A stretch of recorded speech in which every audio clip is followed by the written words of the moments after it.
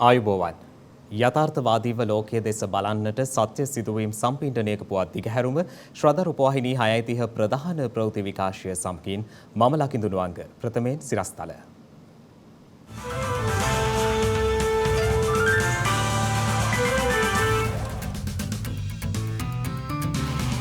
සම්බුද්ධ ශාසනයේ වැදගත් සිදුවීම් රැසක් සිදු වූ උතුම් උදුවප්පුන් පොහෝ දිනය අදයි.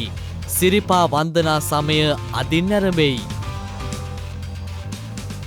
බූස්ටර් එන්නත මගින් ඔමික්‍රෝන් ආසාදනය 85%කින් වළකන බවට අනාවරණයක්. ගෑස් බෙදා හැරීමේ කටයුතු අද සිට යලි ආරම්භන බවට ලිට්‍රෝ සමාගම නිවේදනය කරයි. ලංකාවට මැලේරියා අවදානමක්. අප්‍රිකාවෙන් මෙරටට පැමිණි පිරිස්වලට මැලේරියා පරීක්ෂණයක් සිදු කරගන්නා ලෙසට සෞඛ්‍යාංශවලින් ඉල්ලීමක්.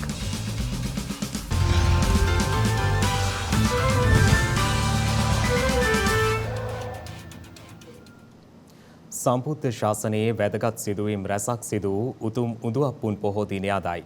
එවෙනුවෙන් ගෙනෙනු ලබන ශ්‍රද්ධා ලක්විරු පෝදා සදහම් විකාශය අද දවස පුරා සැදැහැති ඔබ වෙනුවෙන් විකාශය වනවා.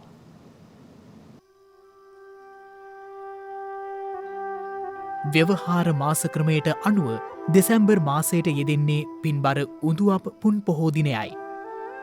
සිරිලක් දෙරණට අමාසිරි සදහම් දායාද කොට වදාළ මිහිදු මහරහතන් වහන්සේගේ ඉල්ලීම මත අප මහා බෝසතාණන් වහන්සේ දස මරසින් පරදා ලෞතුරා සම්බුදු බව සාක්ෂාත් කරනා විට සෙවන සලසාලු අසිරිමත් ජයශ්‍රී මහා බෝධිරාජයණන් වහන්සේගේ දක්ෂිණ ශාකාරත්නය ධර්මාශෝක මහාධිරාජයාගේ දායකත්වයෙන් සංගමිත්තා මහරහත් මෙහිණින් වහන්සේ විසින් දඹදිව් තලයේ සිට මේ සිරිලක් දෙරණ වෙත වැඩමවා වදාළ සේක.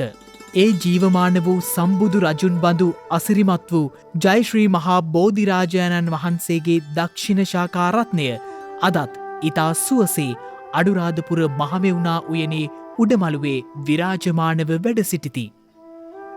අනුබුදු මිහිදු මහරහතන් වහන්සේගේ ඇරයුමෙන් සිරිලක භික්ෂුණී උපසම්පදාවක් පිහිටවනු පිණිස තවත් මෙහෙණීන් වහන්සේලා 11 නමක් සමග ජයශ්‍රී මහා බෝධි ශාකාරත්නයේද වැඩමවාගෙන මේ සිරිලක් දෙරණට වැඩමවා වදාළ සේක. ඒ වන විට පැවිදි අපේක්ෂාවෙන් සිටි අනුලාභිසව ප්‍රධාන 500ක් කුල ස්ත්‍රීන් පැවිදි බිමට පත් කරමින් මෙරට භික්ෂුණී පැවිද්ද බෙහෙවීමේ මූලාරම්භය පින්බර උඳුවප් පුන් පොහෝ දිනයේදී සිදුවන ලදී. අපගේ භාග්‍යවතුන් වහන්සේ අප කෙරෙහි මහත් අනුකම්පාවෙන් යුතුව මේ සිරිලක් දෙරණ වෙත තෙවනවර වැඩමවා වදාළ කල්හි සුමන සමන් දෙව්රජුන්ගේ ඇරයුමින් සමනොල ගිරිහිස ඉන්ද්‍රනීල මාණික්‍ය රත්නයක් මස්තකයෙහි තථාගත වාම ශ්‍රීපාද පද්මය පිහිටුවා වදාළ සේක. එම උතුම් ශ්‍රීපාද පද්මය සැදැහැ සිතින් වන්දනා කරනු පිණිස සුන්දර වූ ශ්‍රීපාද වන්දනා සමය ඇරඹෙන්නේ පින්බර උඳුවප් පුන් පොහෝ දිනයේදී.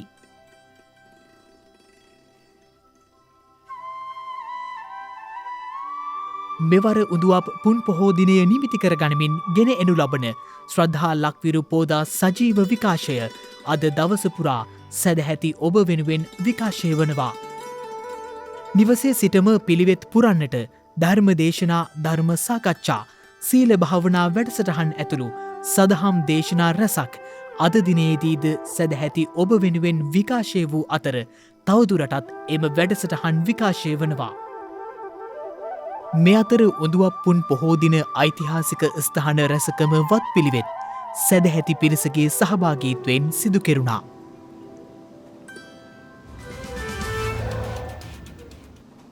සිරිපා වන්දනා සමය උඳුවප් පොහොය යෙදෙන අදින් ආරම්භ වුණා. පවතින තත්ත්වය හමුවේ මෙවර සිරිපා වන්දනා වෙනුවෙන් නව රෙගුලාසි ඇතුළත් ගැසට් නිවේදනයක්ද පසුගියදා නිකුත් කරනු ලැබුවා. අප තිලෝගුරු සම්මා සම්බුදුරජාණන් වහන්සේගේ වාම ශ්‍රීපාද පද්මය සුපූජනීයව වැඩහිඳින උතුම් ශ්‍රීපාදස්ථානය සැදැහැති වන්දනාමානයට ලක්වන සිරිපා සමය අදින් ආරම්භ වුණා. ඒ අනුව පැල්මඩුල්ල ගල්පොත්තාවල ශ්‍රීපාද රජමහා විහාරස්ථානයේ තැන්පත් කර තිබූ සධාතුක කරඬුව සුමන සමන් දේව ප්‍රතිමාවන් සහ දේවාභරණ රැගත් පෙරහර අද අලුයම ශ්‍රීපාද උඩමළුවට වැඩම කරවීමෙන් අනතුරුවයි එම කටයුතු ආරම්භ කෙරුණේ. සකසන පෙනේ සමනල කළ නැගෙනහිර මේ අතර අදින් ඇරඹී සිරිපා සමය වෙනුවෙන් විශාල පිරිසක් පුදබිම වෙත පැමිණ සිටි බවයි අප වාර්තාකරුවන් සඳහන් කළේ.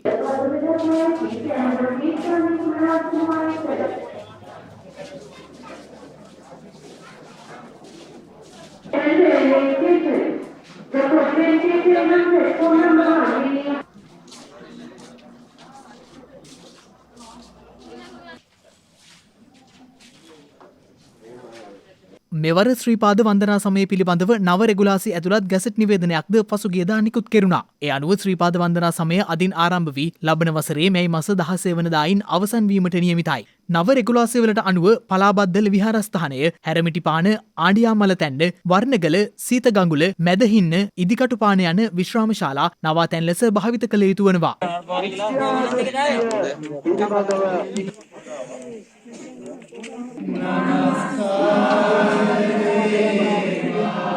එමෙන්ම තාවකාලික නවාතැන් සකස් කිරීම හෝ පවත්වාගෙන යාම හෝ නොකළ යුතු වනවා. සිරිපා මළුව ප්‍රදේශයේ හෝ අම්බලම් විශ්‍රාමශාලා යන ස්ථානවල යාචකයන් විසින් සිඟමන් ඉල්ලීම හෝ සිඟමන් ලබා දීමද නොකළ යුතු වනවා. එමෙන්ම පළාත් පාලන ආයතන මගින් හඳුනාගෙන ඇති ආරක්ෂිත ස්ථානවලදී හැර දියනෑම හෝ රෙදිසේදීම නොකළ යුතු බවද එම රෙගුලාසිවල සඳහන්. නව කොවිඩ් වෛරස ප්‍රභේදයන්ට එරෙහිව සිරුර තුළ ගොඩනැගෙන ප්‍රතිශක්තිකරණ මට්ටම ඉහළ නංවා ගැනීම සඳහා තුන්වන එන්නත් මාත්‍රාව කඩිනමින් ලබා ගැනීම වැදගත් බව සෞඛ්‍ය අමාත්‍යාංශයේ COVID-19 ප්‍රධාන සම්බන්ධීකාරක වෛද්‍ය අන්ව හම්දානි මහතා පවසනවා. මේ අතර මෙරට බූස්ටර් එන්නත ලබාගෙන ඇති පුද්ගලයන් සංඛ්‍යාව මිලියන 2.3ක් දක්වා ඉහළ ගොස් තිබෙනවා.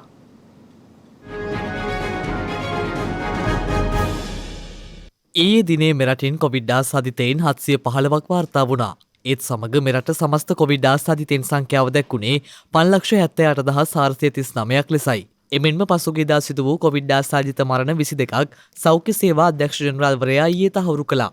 ඒත් සමග මෙරට සමස්ත කොවිඩ් ආසාදිත මරණ සංඛ්‍යාව දැක්ුණේ 14,720ක් ලෙසයි.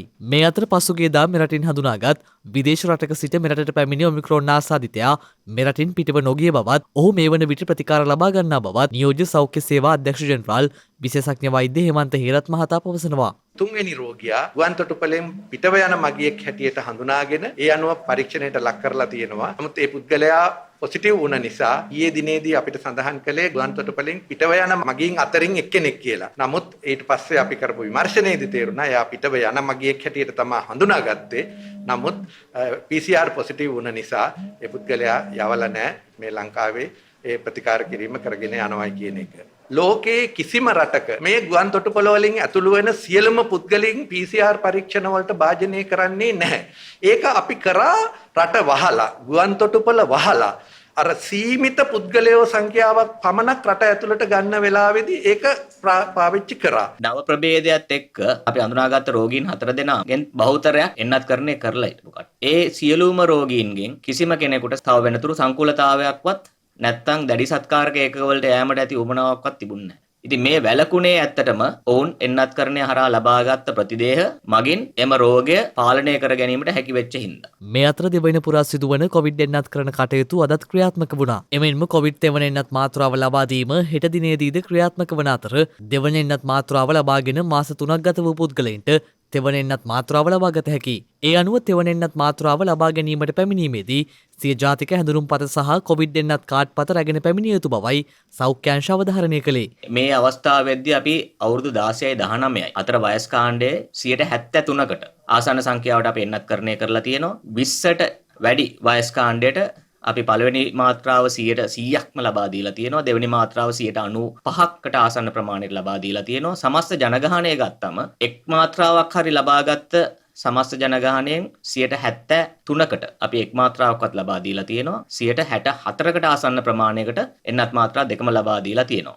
මේ අතර සෞඛ්‍ය අමාත්‍යවරයා සඳහන් කළේ ලෝකයේ කොවිඩ් 3 වන එන්නත ලබා දෙන රටවල් අතර මෙරට පෙරමුණේ පසු වන බවයි. බිලියන 181ක් මේ වෙනකොට සෞඛ්‍ය අමාත්‍යාංශයෙන් කොවිඩ් වෙනුවෙන් පමණක් වියදම් කරලා තියෙනවා. ඔකේ ධනවත් රටවල් ඔක්කොම තියෙද්දි තුන්වෙනි එක ලබා දෙන සහ එහි ප්‍රගතියත් එක්ක බලනකොට ලෝකයේ පළවෙනි රටවල් 4 ඇතුලේ අපි අද ඉන්නවා එන්නත් කරන එක.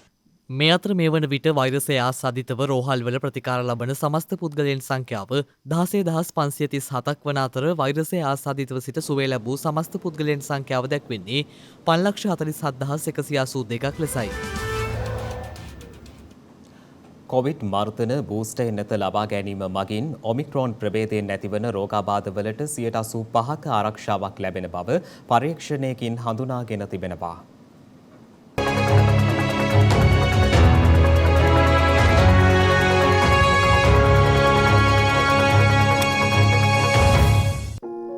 බූස්ට හෙවත් වර්ධක එන්නතේ ප්‍රතිඵල පිළිබඳව විශ්ලේෂණය කළ බ්‍රිතාන්‍ය පර්යේෂකයන් පිරිසක් එමගින් ඔමික්‍රෝන් කොවිඩ් ප්‍රභේදය හේතුවෙන් දරුණු රෝගාබාධ තත්ත්වයන් ඇතිවීම 85% පමණ වළක්වන බවට අනාවරණය කර තිබෙනවා.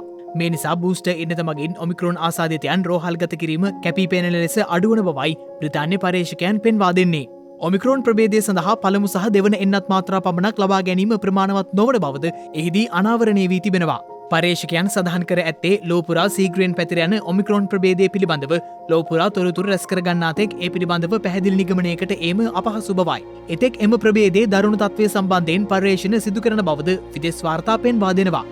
මේ අතර ඔමික්‍රෝන් කොවිඩ් ප්‍රභේදයේ ව්‍යාප්තිය හේතුවෙන් උත්සව සමයට පෙර සංචරණ සහ සමාජමය සීමාවන් දැඩි කිරීම පිළිබඳව යුරෝපීය රටවල් අවධානය යොමු කරමින් සිටින බව විදෙස් මාධ්‍ය වාර්තා කළා. ඒ අනුව ජර්මනිය, අයර්ලන්තය, ස්විට්සර්ලන්තය සහ ඩෙන්මාර්කය මෙලෙස සීමාවන් දැඩි කිරීමට සැලසුම් කර ඇති අතර ප්‍රංශය දැනටමත් බ්‍රිතාන්‍ය වැසියන් සඳහා සිය දේශ සීමා වසා දැමීමට පියවරගෙන අවසන්. ප්‍රංශ අග්‍රාමාත්‍ය ජෝන් කැස්ටෙක්ස් ප්‍රකාශ කළේ ඔමික්‍රෝන් ප්‍රභේදය ඉදිරි වසරේදී යුරෝපය පුරා අකුණු පහරක් මෙන් පැතිර යනු ඇති බවයි. මේ අතර ඔස්ට්‍රේලියාවේ කොවිඩ් ආසාදිතයන් සංඛ්‍යාව අද දින අකණ්ඩව 3 වන දිනටත් වාර්තාගත ලෙස ඉහළ ගිය අතර එරට වඩාත් ජනාකීර්ණ ප්‍රාන්ත දෙකෙන් මෙලෙස වැඩිම ආසාදිතයන් සංඛ්‍යාවක් වාර්තා වී තිබෙනවා. ඒ අනුව නිව් සවුත් වේල්ස් ප්‍රාන්තයෙන් ආසාදිතයන් 2482ක් වාර්තා වී ඇති අතර වික්ටෝරියා ප්‍රාන්තයෙන් ආසාදිතයන් 1504ක් වාර්තා වුණා. ක්වීන්ස්ලන්ත ප්‍රාන්තයෙන්ද ආසාදිතයන් 31 දෙනෙකු හමු වී ඇති අතර ඒ අනුව සමස්ත දෛනික ආසාදිතයන් සංඛ්‍යාව 4000 ඉක්මවා ගොස් තිබෙනවා. මීට පෙර වාර්තා වී ඇති වැඩිම දෛනික ආසාදිතයන් සංඛ්‍යාව වන්නේ ඊයේ දිනේ වාර්තා වූ 3820ක ආසාදිතයන් සංඛ්‍යාවයි.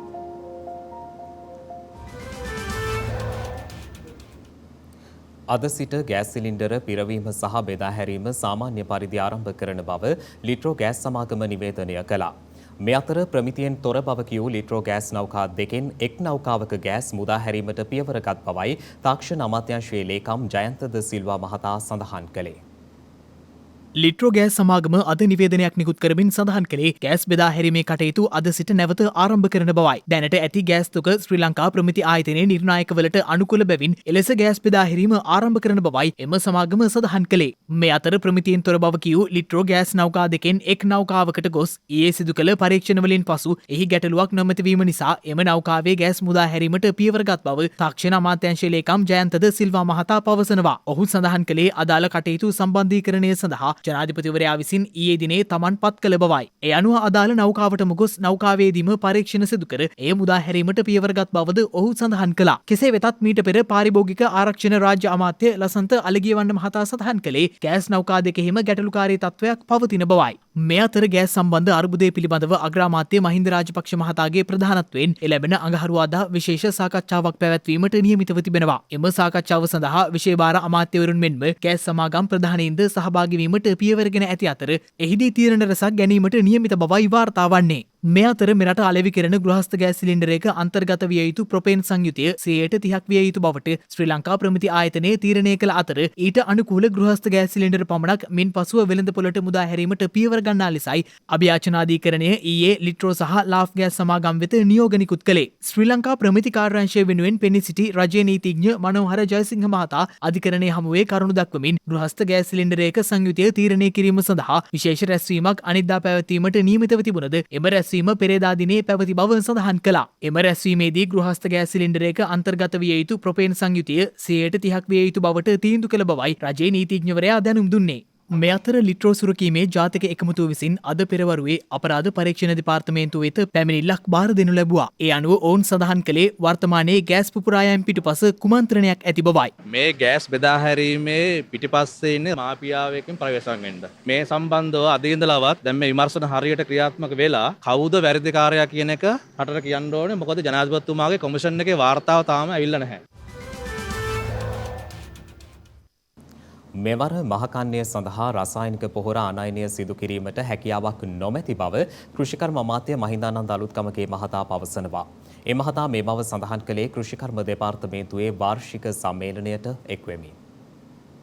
කෘෂිකර්ම දෙපාර්තමේන්තුවේ වාර්ෂික සම්මේලනය අද ගන්නවරුවේදී පැවැත්වුණා. ඒ කෘෂිකර්ම අමාත්‍ය මහින්දානන්ද අලුත්ගමගේ මහතා සහ රාජ්‍ය අමාත්‍ය ශෂීන්ද්‍ර රාජපක්ෂ යන මහත්වරුන්ගේ ප්‍රධානත්වයෙන්. එහිදී මාධ්‍ය වෙත අදහස් දක්වමින් කෘෂිකර්ම අමාත්‍ය මහින්දානන්ද අලුත්ගමගේ මහතා සඳහන් කළේ චීනයෙන් ආනයනය කළ පොහොරතොගේ සම්බන්ධයෙන් ශ්‍රී ලංකාව කිසිදු ආකාරයක වන්දි මුදලක් ගෙවා නොමැති බවයි. එමෙන්ම අවශ්‍ය ප්‍රමිතියට අනුව අදාළ පොහොර යලි මෙරටට ලබා දීමට චීන සමාගම එකඟ වී ඇති බවද කෘෂිකර්ම අමාත්‍යවරයා සඳහන් කළා. අපි ලංකාවට පොහොර මෙට්‍රික් ටොන් 20000ක් ආනයනය කරන්න චීන සමාගමකට බාර දීලා තියෙනවා. ඔවුන් US මිලියන 5ක අපකරයක් අපට දීලා තියෙනවා.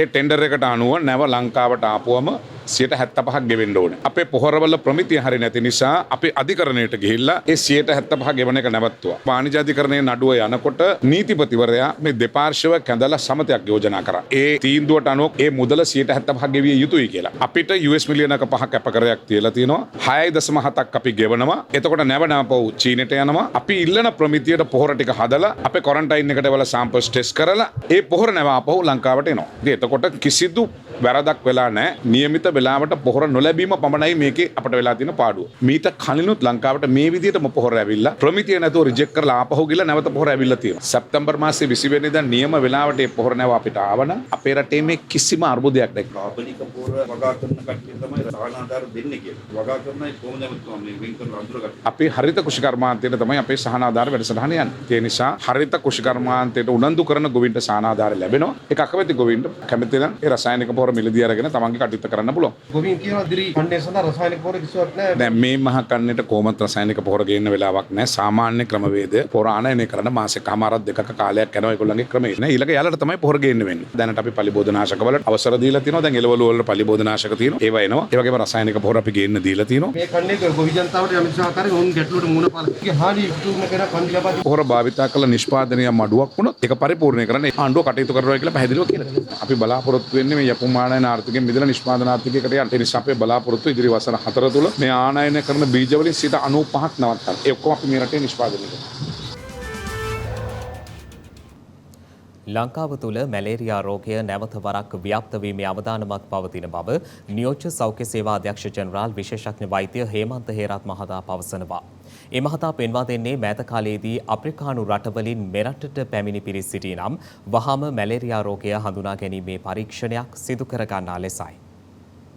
අපේ රටේ මේ කොවිඩ් රෝගය නැනුවේ තා බරපතල වසංගතයක් මාස 6ක් ඇතුළත පුද්ගලයන් 80000ක් මරණයට පත් කරලා මේ රටේ ජනගහනය මිලියන 5.3ක් තිබිච්ච වෙලාවේ රටේ රෝගීන් මිලියන 6ක් 6 මාසයක් ඇතුළත ඇති කරපු රෝගයක් මේ රටේ තිබුණා. ඒ තමයි මැලේරියා රෝගය. අපි ඒ රෝගය මේ වෙනකොට තුරන් කරලා තියෙනවා. හැබැයි තුරන් කරාට ලෝකේ වටේ රටවල් වල තවම මේ රෝගය තියෙනවා. ඒ නිසාම රෝගීන් පිටරට වලින් මේ කොවිඩ් රෝගය වගේම එනවා. කොවිඩ් රෝගීන් එන විදිහටම තමයි මේකත් එන්නේ අපිට ඇහැට පෙනිලා නෙවෙයි එන්නේ.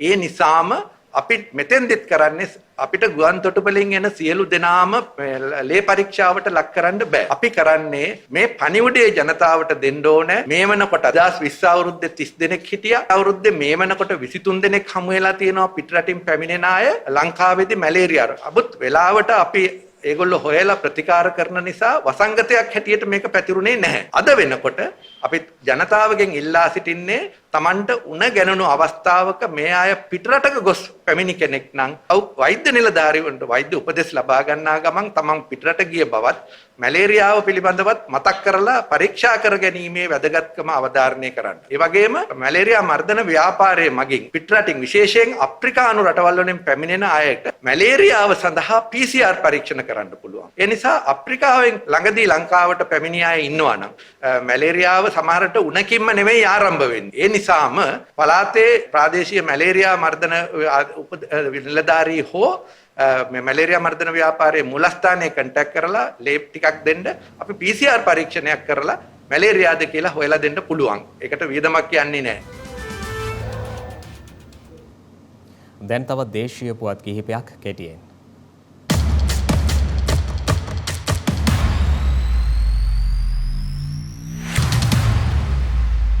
ජනතා වතු සංවර්ධන මණ්ඩලයට අයත් සියලු වතුකම්කරු පවුල් සඳහා ඉඩමක් ලබා දී නිවසක් ඉදිකර ගැනීමට මූල්‍යාධාර ලබා දීමේ ව්‍යාපෘතිය ලබන අප්‍රේල් මාසයේදී ආරම්භ කරන බව කෘෂිකර්ම අමාත්‍ය මහින්දානන්ද අලුත්ගමගේ මහතා පවසනවා. අමාත්‍යවරයා මේ බව සඳහන් කළේ මහනුවර දිස්ත්‍රික්කයේ නාවලපිටිය ප්‍රදේශයේ ඊයේ පැවති රැස්වීමකට සහභාගී වෙමින්. පසුගිය රජය සමයේ රුපියල් මිලියන 757ක පාඩුවක් ලැබූ ජනවසම මේ වන විට ලාභ ලබන තත්වයට පත්ව ඇති බව අමාත්‍යවරයා එහිදී ප්‍රකාශ කළා. අමාත්‍යවරයා පෙන්වා දුන්නේ වතුකම්කරුවන්ට තේදළු කිලෝවක් සඳහා ලබා දෙන මුදල රුපියල් 65 සිට රුපියල් 90ක් දක්වා ඉහළ නැංවීමට හැකි වී ඇති බවයි. එමෙන්ම ජනවසම වතුවල නිවාස සංවර්ධන අධිකාරිය සහ වෙනත් අරමුදල් යටතේ දිවෙන නිවාසවල ඉදිකිරීම් කටයුතු කඩිනම් කිරීමට පියවර ගන්නා බවද අමාත්‍යවරයා සඳහන් කළා. ෆිච් රේටිං ආයතනයේ ශ්‍රී ලංකාවේ ණයගෙවීමේ හැකියාව සම්බන්ධයෙන් වන නවතම ශ්‍රේණිගත කිරීම අනුව CCCCට CC දක්වා ශ්‍රී ලංකාව පහත දමා තිබෙනවා. ශ්‍රී ලංකාවට ඉදිරියේදී ගෙවීමට ඇති ඉහළ විදේශ ණය ගෙවීම හා සීමිත මූල්‍ය ගෙවීම හමුවේ ශ්‍රී ලංකාවේ බාහිර ද්‍රවශීලතා තත්ත්වය අයහපත් අතර හැරිමින් පවතින බවයි ෆිච් රේටිං ආයතනය සඳහන් කර ඇත්තේ. මේ අතර ඉදිරි මාසවලදී ශ්‍රී ලංකාව ණය ගෙවා ගැනීමට නොහැකි තත්ත්වයකට පත්වීමේ සම්භාවිතාවයක් ඇති බවද එම ආයතනය පෙන්වා දෙනවා. ශ්‍රී ලංකාව සම්බන්ධයෙන් කළ අවසන් සමාලෝචනයේදී බලාපොරොත්තු වූවාටත් වඩා වැඩි වේගයෙන් ශ්‍රී ලංකාවේ විදේශ විනිමය පහළ ගොස් ඇති බවයි එම ආයතනය වැඩිදුරටත් සඳහන් කළේ. කෙසේ වෙතත් මේ සම්බන්ධයෙන් නිවේදනයක් නිකුත් කරමින් මහ බැංකුව සඳහන් කර ඇත්තේ එම වාර්තා මහ බැංකුව විසින් ප්‍රතික්ෂේප කරන බවයි. සෑම ප්‍රාදේශීය ලේකම් කොට්ටාශයක්ම කේන්ද්‍ර කර ගනිමින් ලංකා සතුස නවාලවිසැල් ජාලයක් ස්ථාපිත කිරීම සඳහා වෙළඳ අමාත්‍යාංශය තීරණය කර තිබෙනවා. ඒ වෙළඳ පොළ තුළ මතුව ඇති භාණ්ඩ හිඟය හා මිල අස්ථාවර වීම වැළැක්වීම සඳහායි. දේශීය නිෂ්පාදන සඳහා වෙළඳ පොළ පුළුල් කිරීම, ප්‍රමිතියෙන් යුත් ආනයනික හා දේශීය නිෂ්පාදන පාරිභෝගික ජනතාවට සාධාරණ මිලකට ලබා දීම අදාළ වැඩසටහනේ අරමුණ වී තිබෙනවා. එමෙන්ම දිවයිනේ සියලු ප්‍රාදේශීය ලේකම් කොට්ටාශ ආවරණය වන පරිදි 2022 වසර අවසානය වන විට ලංකා සතුස අලෙවිසැල් ජාලය 1000ක් දක්වා පුළුල් කිරීම කෙරෙහි අවධානය යොමු ඇති බවයි වෙළඳ අමාත්‍යාංශය සඳහන් කළේ.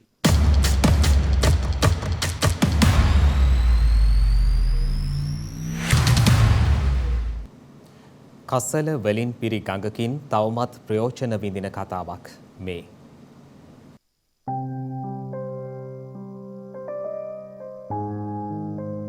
බැලූ බැල්මට ගංගාවක් විදිහට නොපෙනුනත් කුණු වලින් පිරුණු ගංගාවක් තමයි මේ. ලෝකයේ තියෙන අපිරිසිදුම ගංගාවන් අතරින් එකක්. ඉන්දුනීසියාවේ සිටරම් ගඟ බටහිර ජාවාහි විශාලතම සහ දිගම ගංගාව.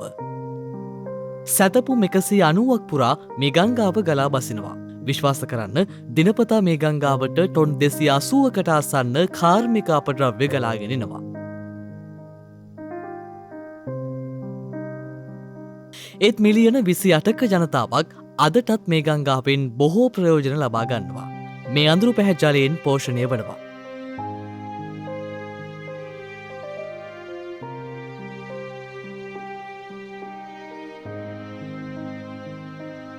ජලශක්ති බලාගාර 3ක් වගේම හෙක්ටයාර 4,00,000ක කුඹුරු පෝෂණය වෙන්නේ මේ ගංගා ජලයෙන්.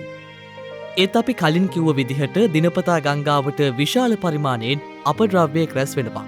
අසල කර්මාන්ත ශාලාවලින් නිකුත් කරන රසායනික ද්‍රව්‍ය වර්ණක මේ ගංගාවේ පිරිසිදු බව තවත් අඩු කරනවා. ඇඟ සේදීමට, ආහාර පිසීමට, රෙදි සේදීමට ආදී බොහෝ කාර්යයන් වලට ගංගා ජලය භාවිතා කරන අය කියන්නේ වෙනත් විකල්පයක් නැති නිසා මේ විකල්පය තෝරාගත් බව. තව දෙයක්, මේ ජලය පානය කරන මිනිස්සුත් මේ අතර ඉන්නවා. ඒ වෙනත් විකල්පයක් නැති නිසා. මේ දේවල් කොහොම වුණත් මේ ගංගාවවට ප්‍රදේශයේ පරිසර නීති පද්ධතියක් ක්‍රියාත්මකයි. ඒත් ඒවා පවත්වාගෙන යන්න ඉන්දුනීසියානු රජය අපොහොසත් වෙලා කියලයි පරිසර ක්‍රියාකාරීන් චෝදනා කරන්නේ. ඒත් මේ ගංගාව පිරිසිදු කරන බවට රජය විසින් මේ වන විට සහතික වෙලා තියෙනවා. රජයේ අපේක්ෂාව ඉදිරි වසර 7 ඇතුළත පානයට සුදුසු මට්ටමට මේ ජලය සකස් කිරීම.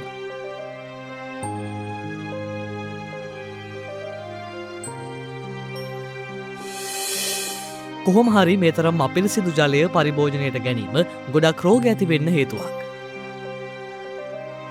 ඒ නිසා ලෝක සංවර්ධනයක් ඇති වෙන්න නම් මේ වගේ දේවල් වල දියුණුවක් ඇති වෙන්න ඕනේ.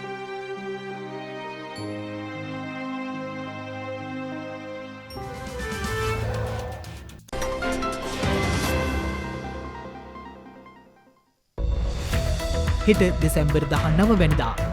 ලෝක ප්‍රකට නීතිවේදියෙකු ආණ්ඩුක්‍රම ව්‍යවස්ථාව නීතිරීති පිළිබඳ බ්‍රිතාන්‍යයේ සිටි ප්‍රවීණතම නීති විශාරදයෙකු මෙන්ම ලංකා විශ්වවිද්‍යාලයේ ප්‍රථම උපකුලපති වූ ශ්‍රීමත් අයිවර් ජෙනින්ස් මහතා බ්‍රිතාන්‍යයේ කේම්බ්‍රිජ්හිදී අභාව ප්‍රාප්ත වී ඇත්තේ 1965 වසරේ දෙසැම්බර් මාස 19 වන දිනයි. ලංකා ආණ්ඩුක්‍රම ව්‍යවස්ථාව පිළියෙල කිරීමේ මූලිකත්වය දැරූ එතුමා පාකිස්තාන, මෝල්ටා, සුඩාන ආණ්ඩුක්‍රම ව්‍යවස්ථා සම්පාදනයේදීද මූලිකත්වය ගෙන තිබෙනවා. ආසියාවේ සමාජ හා ආර්ථික සංවර්ධනය ප්‍රවර්ධනය කිරීම සඳහා ආරම්භ කරන ලද ආසියානු සංවර්ධන බැංකුව ආරම්භ කරන ලද්දේ 1966 වසරේ දෙසැම්බර් මාස 19 වන දිනයි. එහි මූලස්ථානය පිලිපීනේ මෙට්‍රෝ මැනිලාහි මැන්ඩලියොං නගරයේ පිහිටා ඇත්තේ. දකුණු කොරියාවේ පළමු කාන්තා ජනාධිපතිවරේ ලෙස පාක් ගෙන් හයි පත්ව ඇත්තේ 2012 වසරේ දෙසැම්බර් මාස 19 වන දිනයි. එහිදී ඇය 51.6% ඡන්ද ප්‍රතිශතයක් ලබාගෙන ඇති අතර ඇය දකුණු කොරියාවේ 11 වන ජනාධිපති ලෙසයි තේරී පත්ව ඇත්තේ. ඒ සමගින් ශ්‍රද්ධා ප්‍රධාන ප්‍රවෘත්ති විකාශය නිමාවට පත්වනවා. හමුවෙමු හෙටත් සවස 6:30ට. තෙරුවන් සරණයි. නමෝ බුද්ධාය. මෙවැනි වැදගත් පුවත් නැරඹීම සඳහා ශ්‍රද්ධා TV News YouTube channel එක subscribe කර සීනුව සලකුණ වන්න.